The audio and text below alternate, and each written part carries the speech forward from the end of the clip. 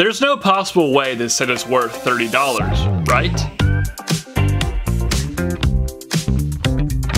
Hello everybody, the Brickologist here with another new LEGO Star Wars set review. Today we have set number 75378, BARC Speeder Escape from The Mandalorian Season 3. This set retails for about $30 US, contains 221 pieces, and here is a front look at your very square box. The back of the box showcases some of the play features this set contains. One booklet with 80 pages of building is included here, but there are no additional advertisements inside this instruction manual. Here is the completed set itself. You technically get 3 builds and 4 minifigures, which is a lot for a $30 LEGO Star Wars set. Let's start by looking at those figures up close. Let's mix things up and look at the best minifigure of this set first. This is Jedi Master Kelleran Beq, who appeared in The Mandalorian Season 3, Episode 4, played by the actor Ahmed Best. If you do not know who Ahmed Best is, he is the guy that played Jar Jar Binks in the Star Wars prequel trilogy, and if we're being honest, the internet fandom of Star Wars was not super kind to the man back in the day.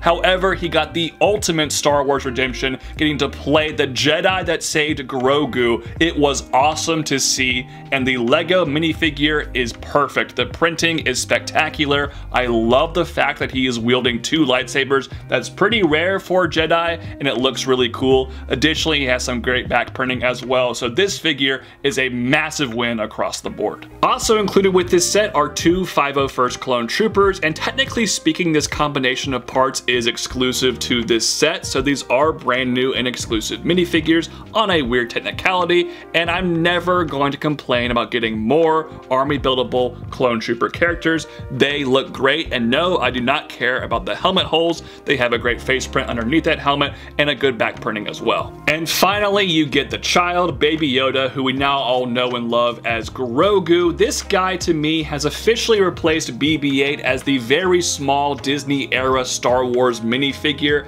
that just seems to be in like half the sets they produce. Grogu is so common, and I pretty much have an army of him at this point. However, that does not mean he is a bad figure. He's absolutely adorable, and I'm not going to complain about getting him in this set because obviously he is the focal point of this entire sequence in The Mandalorian. Grogu does come in his pram, which is pretty adorable, let's be real. They also include a small clear dish piece on the bottom so it can float around. However, sometimes gravity kind of does its thing and it tends to tip over. The second build here is a lamppost, which is accurate to the scene, so I can't really fault LEGO for including it, but it's such a throwaway thing. Nobody was asking for this. But of course, the bulk of the pieces in this set build the BARC Speeder with Sidecar. This is the second time LEGO has made this sort of vehicle. The first time was in 2013 with the set that now iconically came with the original Phase 2 Captain Rex figure.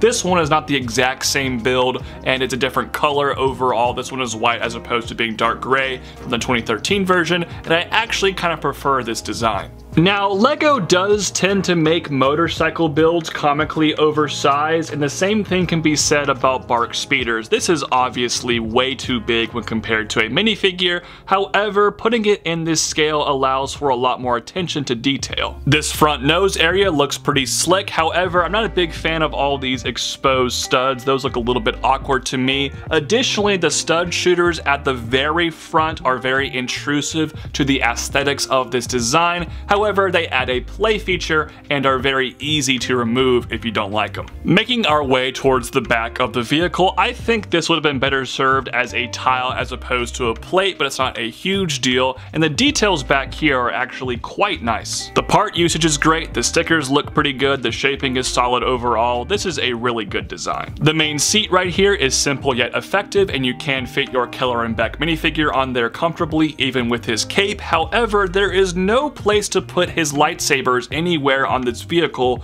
so they're kind of just dangling in the ether, which I don't particularly love. Moving on to the sidecar, once again, the shaping here is fantastic. The sticker detail up front looks great, and particularly from the back, I like all the part usage. It honestly looks really fantastic. It's also very easy to take Grogu in the pram and put him on the sidecar. I would suggest moving this piece a little bit forward. You can simply take Grogu and put him on those jumper pieces right there, then push that piece back, and and there you go. He's on the sidecar, and it's a great looking display piece. Now in the show, the sidecar and the BARC speeder are not quite level with each other. The sidecar is slightly lower, but the Lego set here, they are level and it's very horizontal. But there is a way to customize this because they are connected on by hinge pieces. If you move this one down one peg and then move the sidecar up one peg, you actually get a more accurate shape, which I really love. The only issue is because Lego didn't include like a clear stand or anything, it's gonna sit rather diagonally, which looks a little bit awkward. But other than that, it's really great. You actually can have the completely accurate shape for this vehicle. Bringing everything together, this is a very pleasant Lego Star Wars set. It is an accurate portrayal of a memorable scene from The Mandalorian with good minifigures and good playability, but also something for display as well. I mentioned some nitpicky flaws, but none of that ruins the set for me. However, of course, there's the big bugaboo with most Lego Star Wars sets these days, and that is the price. $30 for 222 pieces is obviously a bad price to part ratio. Some of it is made up for the fact that we actually get 4 minifigures here, so that is a plus. However, the build is just simply not big enough to be a $30 set. In a perfect world, this set is $20, but this is not a perfect world, and I would expect this to cost $25 by modern Lego Star Wars standards. $30 is definitely pushing it, even with all the inflation we have today. I would highly recommend buying this set on sale for 20% off. It will probably be that price in 3 to 4 months on Amazon anyways, so if you're willing to wait, definitely go that direction. Because of the less than ideal price, I can't give this set a glowing review, but it's still a very good set, which is why it's going to get a 7.5 out of 10. Those are just my thoughts though. I'd love to hear yours in the comment section down below. Thank you all so much for watching today's review. Have a great rest of your day. Peace out. God bless. Bye-bye.